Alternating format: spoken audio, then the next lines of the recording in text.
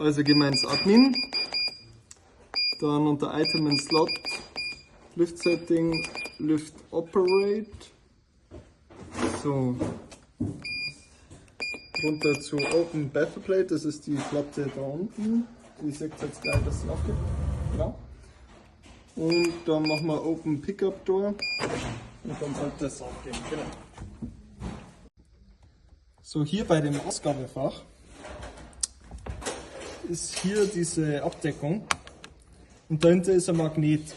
Der greift hier ran, der kommt dann hier so und hier schaut der Magnet, ob da die Pickup-Tour öffnen soll oder schließen soll. Und hier kann man quasi dann die Schrauben lockern und das Teil ein bisschen weiter nach links versetzen, damit diese Abdeckung wieder richtig den Magneten erkennt. Okay, und jetzt machen wir hier weiter. Wir müssen das komplette Ding rausheben, indem dass wir rechts die 2 Schrauben lösen und links die 2 Schrauben.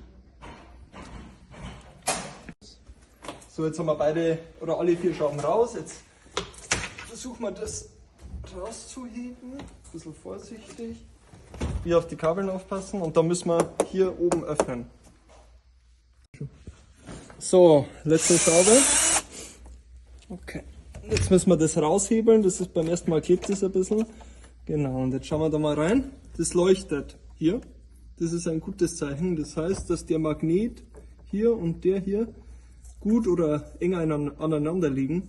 Das heißt, wenn ich den ein bisschen wegdrücke, schau, dann geht das Licht aus und der muss leuchten, permanent. Das heißt, den biegst einfach ein bisschen runter, so dass er leuchtet und dann dürfte auch die Pickup-Tour wieder gehen.